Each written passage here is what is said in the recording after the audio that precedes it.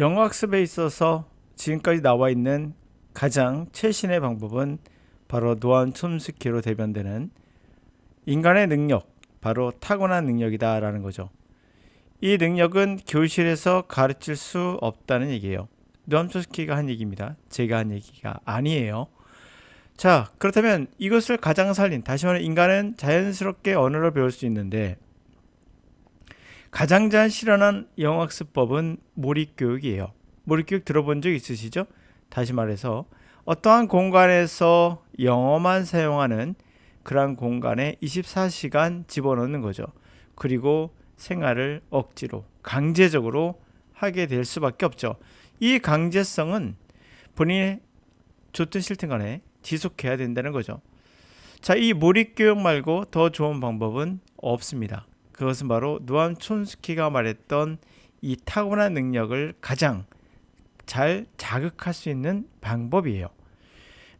그러나 현실적으로 쉽지 않죠. 우리가 유학 가는 것도 한두 명이지 돈이 너무 많이 들지 않습니까? 그래서 차선의 방법을 구현해야 된다는 거죠. 문법이나 단어 암기나 또는 반복 학습은 이 스키너 교수가 강조했던 이런 것들은 구태의연한 방법으로서 전혀 과학적이지 못하며, 그리고 이러한 방법들은 제거돼야 되죠. 그것이 아니라 스스로 할 수 있는 방법, 인간의 이미 우리 몸 안에 내재되어 있기 때문에 그거를 자극할 수 있는 스스로의 방법을 이제 제공해야 하고, 강의는 여러분들은 스스로 학습할 수 있습니다. 물론 여러분들 옆에 외국인이 있다면 훨씬 더 좋은 효과를 발휘할 수 있으나 그것이 가능하지 않다면 스스로 할 수 있어야 됩니다. 그래서 영어 강의는 시중에 하고 있는 문법이나 단어 암기나 반복 학습이나 패턴 학습이나 듣기에 관한 어떤 원어민은 어쩌고저쩌고 이런 강의는 전혀 여러분들에게 그냥 학습 자료로만 사용하세요. 책을 보았다고 해서 이 책 때문에 여러분들이 영어를 잘하게 될 일은 없어요. 책을 어떻게 보느냐, how가 더 중요합니다. what보다도. 어떤 내용이 들어있느냐는 중요하지 않아요. 더 중요한 건 how예요. 어떻게 내가 학습하고 있는가. 스스로 할 수 있다면 끝. 아주 좋은 겁니다. 스스로 할 수 있습니다. 또한 그래야 합니다. 그러기 위해서는 상식에서 벗어나셔야 돼요. 상식은 과학과 반대되는 이야기라고 말해도 과언은 아니죠. 제가 누차 말씀해 드렸던 부분이니까 넘어가도록 하겠습니다.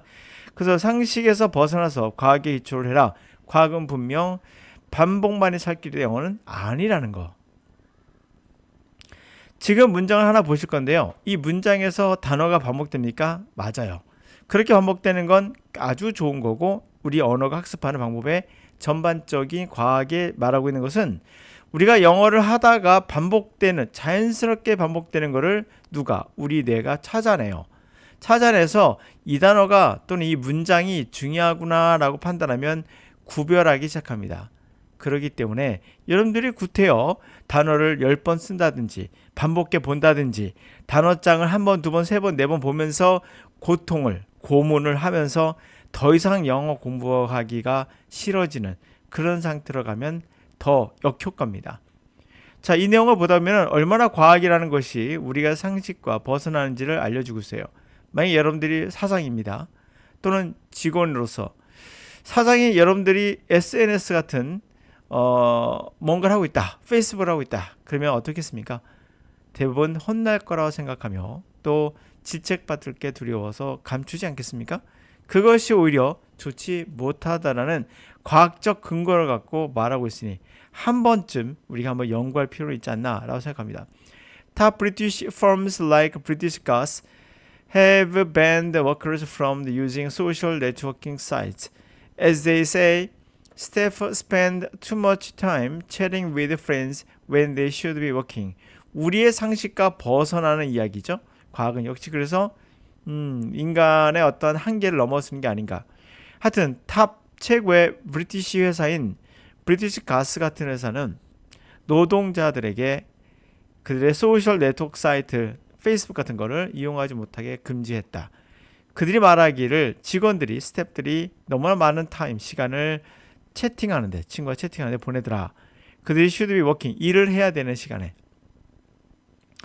그러나 researchers at Goldsmiths College said bans are losing firms 4 billion pound a year because because demoralized employees are putting in a less effort at work. 그러나 연구원들은 골스미스 칼리지 연구원들은 말하기를 이 금지가 회사에게 40억이죠. 40억 파운드의 1년의 예산을 금액을 잃게 하고 있다. 왜냐하면 demoralize 사기가 꺾인 혼났으니까 사기가 꺾인 이 종업원들은 더 적은 시간을 일에 투자하고 있다는 거죠. 자, 더 적은 노력을 하고 있다는 겁니다. 드리고 있다는 겁니다. 그러니까 단어 암기 좋아요. 반복 학습 좋아요. 그러면 여러분들 생각에 단어와 반복 문법도 마찬가지겠죠? 그런 거 하시면서 내가 뭔가 성취한다는 즐거움을 갖고 있나요? 대부분 사람들은 일반적으로 demoralized 사기가 꺾이죠. 반복은 그것도 한두 번이죠. 하다 보면 인간이 질립니다. 반복된 것을 한다? 인간이 할 짓은 아니에요. 그렇게 비인간적인 그런 대접을 받았을 때 인간은 더 이상 노력을 하지 않는다는 겁니다. 자연스러운 거예요. 여러분 듣고 있는 영어학습법은 다 여러분들을 망치는 길이에요. 그거 모르시죠, 여러분들. 시간이 지나고 나서 영어가 망가졌을 때 그때서 깨닫죠. 아니, 모를 수도 있어요, 평생. 포기했으니까 이미. The study found most workers felt more productive after an e-break surfing to the internet than they did after tea break. 자, 그 연구가 발견한 것은 대부분의 노동자들이 더 생산성을 느꼈다는 거예요. 언제? e-break, 그러니까 티타임 같은 거죠. 티브레이크, 휴식 아니죠. e-break 시간 후에 인터넷 서핑하던 e-break 시간 후에 더 프로덕티브를 느꼈다. 그들이 티브레이크, 티타임 같은 거 후에 했던 것보다도 더 생산성을 느꼈다는 거죠. Dr. Chemorer of Free Music, who read the research, said, "The report proves that a 10 million minutes a break a day can have significant benefits, but despite this, many bosses are banning them in the fear that they distract employees." 자, 이 체모로 프리 뮤직이라는 닥터 박사가 그 연구를 이끌었고 그분이 말하기를 보고서는 입증했다. 10분의 이브레이크 하루에 그런 휴식은 상당한 베너핏이 있더라. 이득이 있더라. 그러나 이름에도 불구하고 많은 사장들은 그들을 금지하고 있다. banning. 어떤 두려움에? fear. 그들이 혹시라도 employee, 종업원의 주의를 distract, 산만케 하는 거 아닌가라는 두려움에. By factoring in e-breaks, bosses are fostering a more trusting working environment, boosting productivity and ultimately increasing their benefit. 그러면서 factor, 요소, 요인이란 말이죠. 그러니까 요소로서, 하나의 요인으로서 생각함으로써 e-break를 고려하는 거죠. 하나의 요인으로, 요소로서 고려해 줌으로써 사장은 뭐를 촉진한다? 더 많은 트러스팅, 신뢰성 있는 일의 환경, 믿음의 환경을 더 촉진하게 되고 그리고 생산성을 더 부스트, 끌어올리며 궁극적으로 이득을, 프로핏을 증가시킨다는 거죠. 자, 이렇게 해서 우리가 인간이 기본적으로 여러분이 생각할 땐 이렇게 고등학교 때부터 배웠던 방식이 있어요.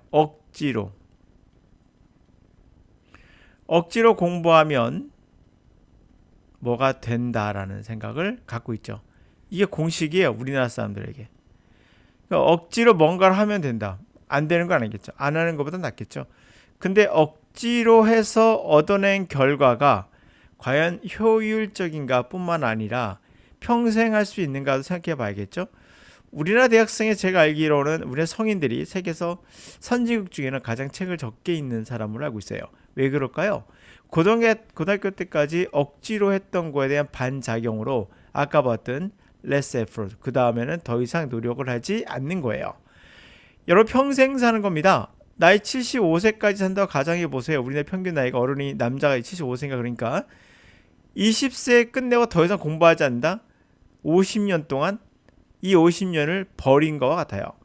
여러분들은 새로운 세계를 계속 만나야 되는데 버리는 거예요. 그리고 사실 20세라고 하더라도 초등학교 뭐 9살, 8살까지는 아무 생각 없으니까 대략 10년 정도만 여러분들이 공부하고 나머지는 안 한다는 얘기잖아요. 이게 말이 되는 이야기입니까? 그게 바로 역효과라는 거예요.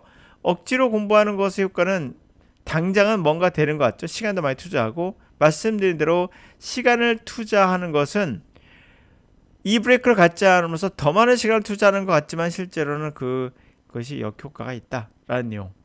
우리가 많이 공부의 방식에도 도입해야 할 필요가 있겠죠.